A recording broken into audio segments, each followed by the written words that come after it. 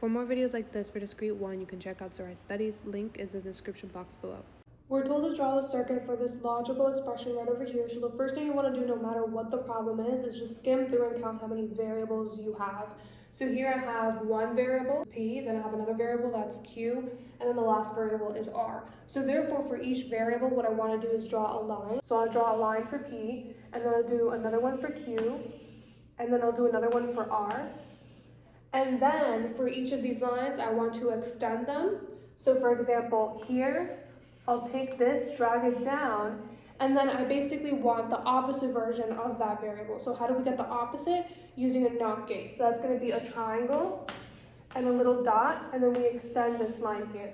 And we do that for Q and for R. So it's going to be an extension of Q. We're going to take the opposite of Q, extension of R. We're going to take the opposite of R, extend the line. So now we have everything we may ever need to draw a circuit for a logical expression involving any of these variables or these propositions. So if you read it, it says we want P and not Q. So remember that this symbol means and. So A for and, it looks like an A. We want an AND gate. So if I know I want an AND gate, I'm just gonna drop an AND gate. Let me draw it here. AND gate is a straight line and then a curve.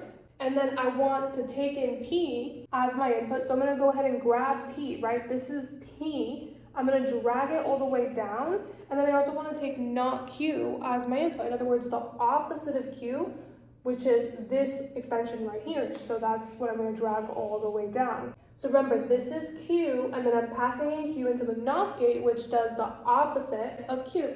So this output here is the opposite of Q. So right now, this here represents this. But we want to take this or not R. In other words, we need an OR gate. So an OR gate is going to be a curved line instead of a straight line, and then you do the exact same shape as you did for the AND gate. And you want to take this, P and not Q, so that's going to be this, drag that into there, but you also want to take not R. So this is R, the opposite of R is here, so you want to drag that and pass that into there.